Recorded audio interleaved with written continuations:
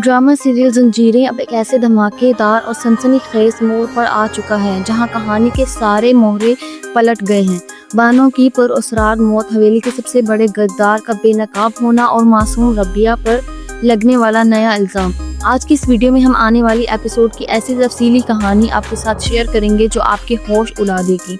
अगर आप भी बानो के कातिल का असली चेहरा देखना चाहते हैं और ये जानना चाहते हैं कि हॉस्पिटल में मौत से पहले बानो क्या सच उगलने वाली है, तो वीडियो को लाइक और चैनल को सब्सक्राइब लाजमी कर दें, क्योंकि यहाँ आपको मिलते हैं पाकिस्तानी ड्रामों के बेहतरीन रिव्यूज़। आज के एपिसोड में सहराब का किरदार इंतहाई मशकूक और पुरअसरार दिखाया गया है। वो अपनी ही सजी सवरी बीवी की तरफ देखता तक नहीं नजरें चुराता है और जैसे ही उसके फोन पर एक गुमनाम कॉल आती है, फौरन तड़प कर उठकर चला जाता है कि मुझे देर हो जाएगी और वहाँ से निकल जाता है। सबसे बड़ा हिंट तब मिलता है जब वो अपने बेटे को सरदार उमर दराज कहकर पुकारता है। इससे साफ जाहिर होता है कि वो सरदारी के लालच में अंधा हो चुका है और हवेली के सारे खून खराबे के पीछे इसी का हाथ है। दूसरी तरफ बानो को अब यह हकीकत मालूम हो चुकी है कि सरबुलन की टेंशन, डिप्रेशन और इतनी ज़्यादा मेडिसिन खाने की वाहिद वजह ये खूनी सरदारी है। वो गुस्से में सरबुलन पर प्रेशर डालती है कि तुम ये सब कुछ छोड़ छाड़ कर मेरे साथ शहर चलो और अपनी नई जिंदगी शुरू करो।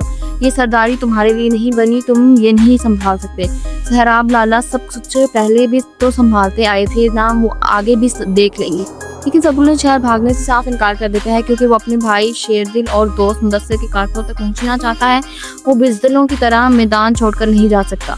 सरबुलन के इनकार पर बानो सख्त नाराज होकर रात के अंधेरे में बाहर जाकर बैठ जाती है। इसी दौरान इसे हवेली के पिछली साइड से किसी के कदमों की आहट महसूस होती है, जैसे कोई वहां छुपा हुआ हो। बानो उस रोज के जस्टिस और खौफ का खात्मा करने का फैसला करती है और शायद अपने तहफ़्फ़ुज़ के लिए हाथ में गन लेकर पिछली साइड के इस पुरअसरार कमरे की तरफ बढ़ती है जहाँ से आवाजें आ रही होती हैं। बानो जैसे ही इस कमरे का दरवाजा जोर से खोलती है, अंदर का मंजर देखकर उसके पांव तले से जमीन निकल जाती है।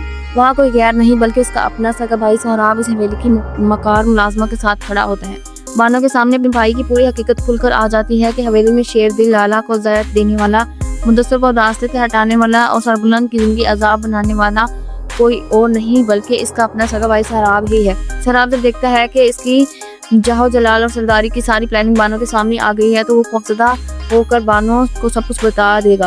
अपनी हकीकत छुपाने के लिए सहराब अपनी जान से प्यारी बहन को वहीं से गायब करवा देता है। बानो को अपनी भाई की सच्चाई जानने की इतनी बड़ी कीमत चुकानी पड़ती है कि अब उसे दुनिया से जाना होगा।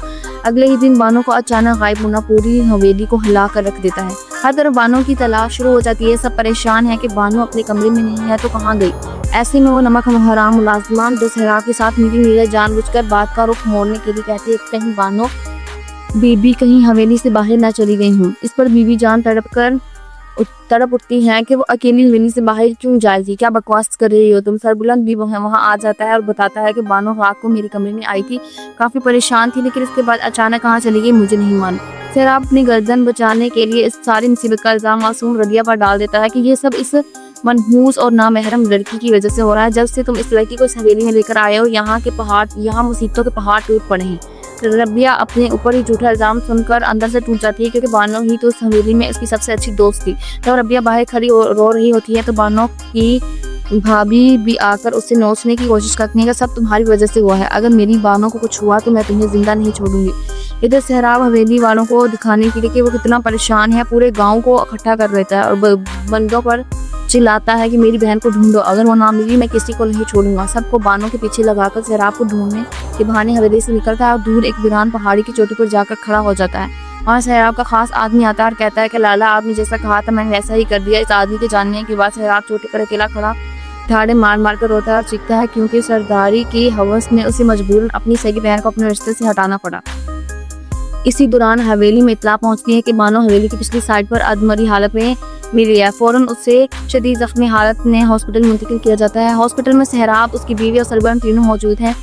बानो की हालत इंतहाई नाजुक है और उसका मरना तय है। बानो बिस्तरी मरने पर आखिरी सांसें लेते हुए सरबुलन का हाथ पकड़कर अपनी मियां सहराब की तरफ उठाकर सरबुलन को असली मुजरिम का नाम बताने की कोशिश करती है। वो अपने मुंह से सहराब लाला का नाम लेने ही वाली होती है कि मकार सहराब भागकर उसके बेड के पास आता है और जोर जोर से रोने का नाटक शुरू कर देता है ताकि बानो बोल ना सके। सहराब कहते हैं, बानो तुम्हें कुछ नहीं होगा, मैं तुम्हें कुछ नहीं होने दूंगा, तुम्हारा जिसने ये हाल किए है मैं उसकी बोटियां नोच दूंगा। और इसी हंगामे और भाभी की निकाल के बीच اور بھائی کی مکار کے بیچ بانو تڑپ کر اس دنیا سے رخصت ہو جاتی ہے اور سچ اس کے سینے میں ہی دفن رہ جاتے ہیں۔ ناظرین، بانو کا اپنے ہی سگے بھائی کے ہاتھوں مارا جانا اس ڈرامے کا سب سے بڑا اور دردناک ٹویسٹ ہے۔